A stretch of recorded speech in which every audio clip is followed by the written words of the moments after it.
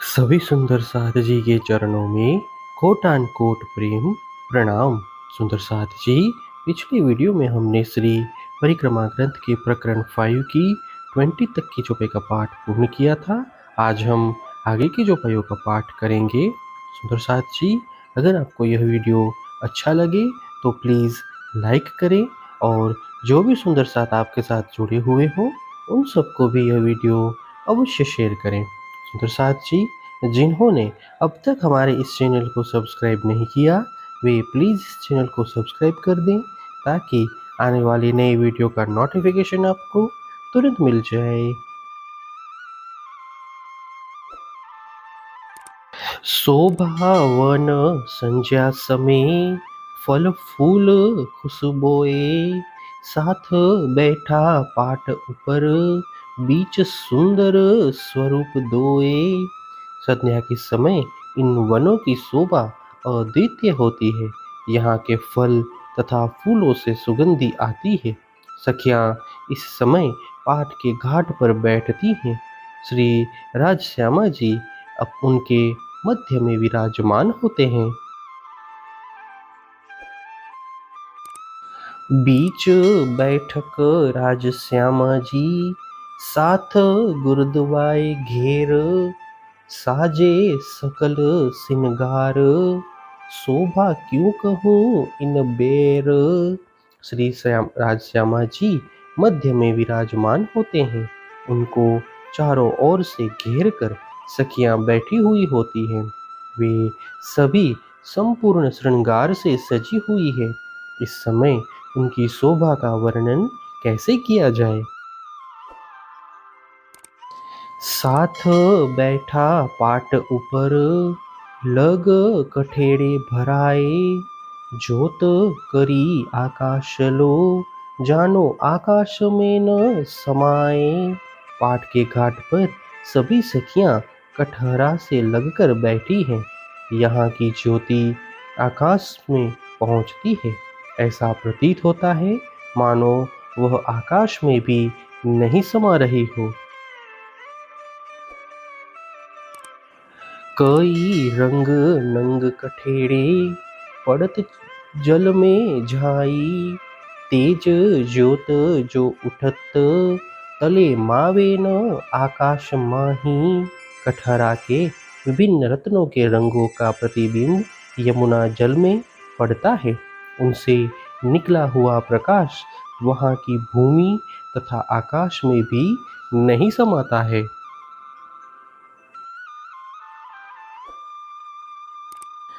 सो जाई जल लहरा ले वही तिन से लहरा लेवे आसमान। कई रंग लहरे तीन की एक दूजी न सके भान। वह प्रकाश जल की तरंगों के साथ तरंगित होता है जिससे आकाश भी तरंगित हो रहा हो ऐसा प्रतीत होता है। उन तरंगों के रंग एक दूसरे की तेज के साथ टकराते हैं। जल में सिनगार सखियन के लहरा लेवे संग छाए होए नीचे ऊंचे आसमान लो कहनी अचरज न आवे जुबाए। इस प्रकार सखियों के श्रृंगार की ज्योति भी यमुना जल की तरंगों में प्रतिबिंब होती है। जब ये तरंगे ऊंची नीची होती है उस समय यह ज्योति भी आकाश तक पहुंचकर नीचे आती है। इस आश्चर्यजनक स्थिति का वर्णन जिह्वा के द्वारा नहीं हो सकता है।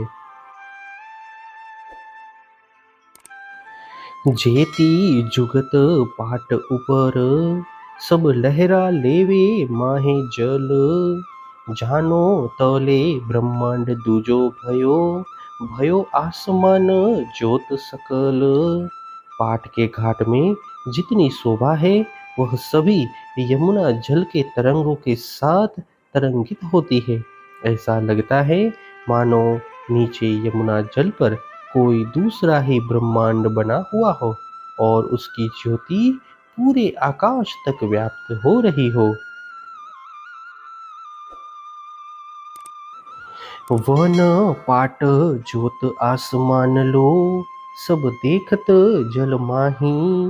एक नयो अचंभो ए बनियो, कहनी में आवत नाही।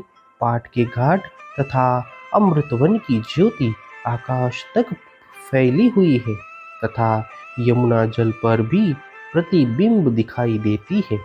ऐसी आश्चर्यजनक स्थिति प्रकट होती है कि उसका वर्णन ही नहीं हो सकता है। ज्यों ज्यों जल लहरा ले वही, त्यों त्यों तले ब्रह्मांड डोलत। कई विध तेज किरणे उठे, नूर आसमान लहरा लेवत। यमुना जल की लहरें जैसे जैसे तरंगित होती है, वैसे वैसे इन वनों का प्रतिबिंब हिलते हुए ब्रह्मांड की भांति प्रतीत होता है।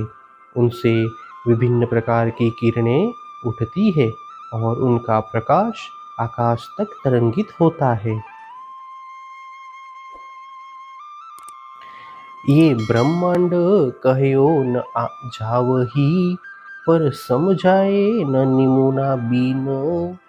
शब्दातीत के पार की, बात कहनी झूठी जीमी इन। वस्तुतः इसे ब्रह्मांड नहीं कहा जा सकता, किंतु उपमा दिए बिना समझाना भी कठिन होता है, क्योंकि सप्तातीत परमधाम की बात इस नश्वर भूमि में कही जा रही है। हे सुंदर साथ जी, इसी के साथ श्री परिक्रमा ग्रंथ के प्रकरण 5 की 30 तक की चौपाई का पाठ पूर्ण होता है। आगे की चौपाइयों का पाठ हम नेक्स्ट वीडियो में करेंगे। सुंदर साथ जी, अगर आपको यह वीडियो अच्छा लगा तो प्लीज़ लाइक, शेयर और सब्सक्राइब अवश्य कर दें। प्रणाम जी।